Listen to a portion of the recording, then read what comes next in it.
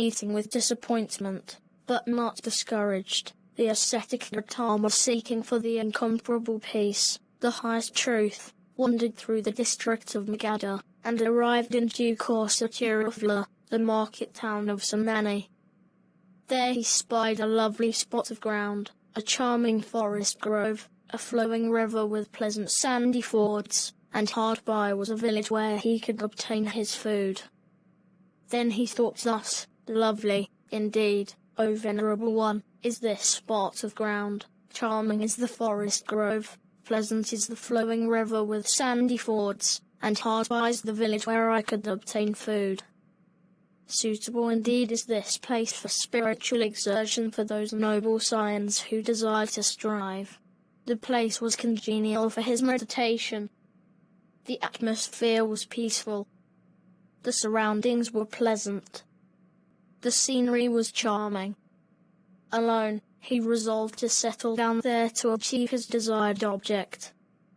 Hearing of his renunciation, Kondañña, the youngest brahmin who predicted his future, and 4 sons of the other, sages-Bhaddiya, Vappa, Mahānāma, and Assaji-also renounced the world and joined his company.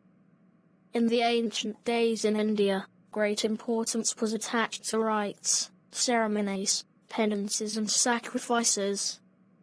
It was then a popular belief that no deliverance could be gained unless one leads a life of strict asceticism. Accordingly, for 6 long years the ascetic Gotama made a superhuman struggle practicing all forms of severest austerity. His delicate body was reduced to almost a skeleton. The more he tormented his body, the farther his goal receded from him. How strenuously he struggled, the various methods he employed, and how he eventually succeeded are graphically described in his own words in various suttas. Ascetic Gotama describes his preliminary efforts thus: then the following thought occurred to me: how if I were to clench my teeth, press my tongue against the palate, and with moral thoughts hold down, subdue and destroy my immoral thoughts. So I clenched my teeth, pressed my tongue against the palate and strove to hold down, subdue, destroy my immoral thoughts with moral thoughts.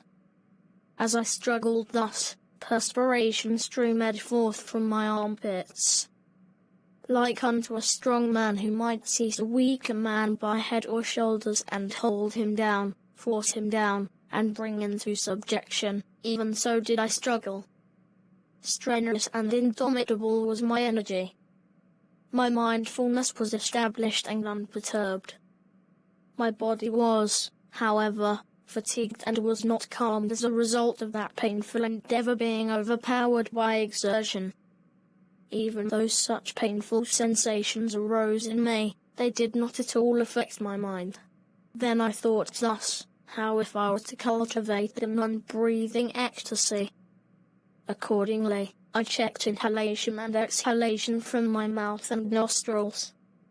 Inhalation and exhalation from mouth and nostrils. The air issuing from my ears created an exceedingly great noise. Just as a blacksmith's bellows being blown make an exceedingly great noise, even so was the noise created by the air issuing from my ears when I stopped breathing. Nevertheless, my energy was strenuous and indomitable. Established and unperturbed was my mindfulness. Yet my body was fatigued and was not calmed as a result of that painful endeavour being overpowered by exertion. Even though such painful sensations arose in me, they did not at all affect my mind. Then I thought to myself: how if I were to cultivate that non-breathing exercise? Accordingly, I checked inhalation and exhalation from mouth, nostrils, and ears. And as I stopped breathing from mouth, nostrils and ears, the imprisoned airs beat upon my skull with great violence. Just as if a strong man were to bore one's skull with a sharp drill, even so did the airs beat my skull with great violence as I stopped breathing. Even though such painful sensations arose in me, they did not at all affect my mind. Then I thought to myself, how if I were to cultivate that non-breathing ecstasy again? Accordingly, I checked inhalation and exhalation from mouth, nostrils, and ears. Stopped breathing thus, terrible pains arose in my head. As would be the pains if a strong man were to bind one's head tightly with a hard leathern thong, even so were the terrible pains that arose in my head. And as I nevertheless, my energy was strenuous. Such painful sensations did not affect my mind. Then I thought to myself, how if I were to cultivate that non-breathing ecstasy again? Accordingly, I stopped breathing from mouth, nostrils, and ears. As I checked breathing thus, plentiful airs pierced my belly. Just as if a skillful butcher or a butcher's apprentice were to rip up the belly with a sharp butcher's knife, a vent so plentiful airs pierced my belly. Nevertheless, my energy was strenuous. Such painful sensations did not affect my mind. Again I thought to myself, how if I were to cultivate that non-breathing ecstasy again? Accordingly, I checked inhalation and exhalation from mouth, nostrils, and ears. As I suppressed my breathing thus, a tremendous burning pervaded my body. Just as if two strong men were each to seize a weaker man by his arms and scorch, and thoroughly burn him in a pit of glowing charcoal, even so did a severe burning pervade my body. Nevertheless, my energy was strenuous. Such painful sensations did not affect my mind. Thereupon the deities who saw me thus said, "The ascetic Gotama is dead." Some remarked, "The ascetic Gotama is not dead yet, but is dying." While some others said, "The ascetic Gotama is neither dead nor is dying, but an arahant is the ascetic Gotama." Such is the way in which an arahant abides.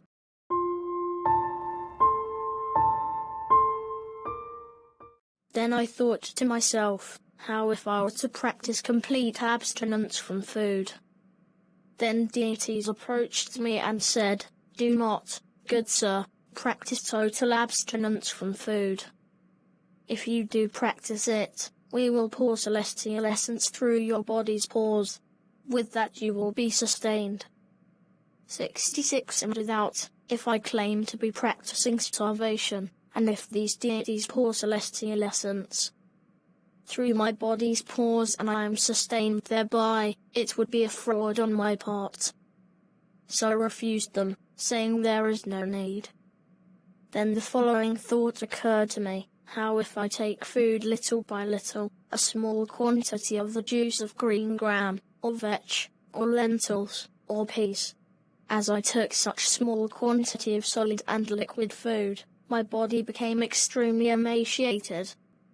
Just as are the joints of nut grasses or bulrushes, even so were the major and minor parts of my body owing to lack of food. Just as is the camel's hoof, even so were my hips for want of food. Just as is a string of beads, even so did my backbone stand out and bend in, for lack of food. Just as the rafters of a dilapidated hall fall this way and that, even so appeared my ribs through lack of sustenance. Seeing stars sunk deep in the water, even so did my eyeballs appear deep sunk in their sockets, being devoid of food. Just as a bitter pumpkin, when cut while raw, will by wind and sun get shriveled and withered, even so did the skin of my head get shriveled and withered, due to lack of sustenance. Just as in a deep well may be, and I, intending to touch my belly's skin, would instead seize my backbone. When I intended to touch my backbone, I would seize my belly's skin. So was I that, owing to lack of sufficient food, my belly's skin clung to the backbone, and I, on going to pass excrete or urine, would in that very spot stumble and fall down, for want of food. And I stroked my limbs in order to revive my body. Lo, as I did so, the rotting roots of my body's hairs fell from my body owing to lack of sustenance. The people who saw me said, "The ascetic Gotama is black." Some said, "The ascetic Gotama is not black but blue." Some others said, "The ascetic Gotama is neither black nor blue but tawny. My skin impaired owing to lack of food." To such an extent was the pure colour of them, the following thought occurred to me: whatsoever ascetics or Brahmins of the past have experienced acute, painful, sharp and piercing sensations, they must have experienced them to such a high degree as this and not beyond. Whatsoever ascetics and Brahmins of the future will experience acute, painful, sharp and piercing sensations, they too will experience them to such a high degree and not beyond. Yet by all those bitter and difficult austerities I shall not attain to excellence, worthy of supreme knowledge and insight, transcending those of human states. Might there be another path for enlightenment?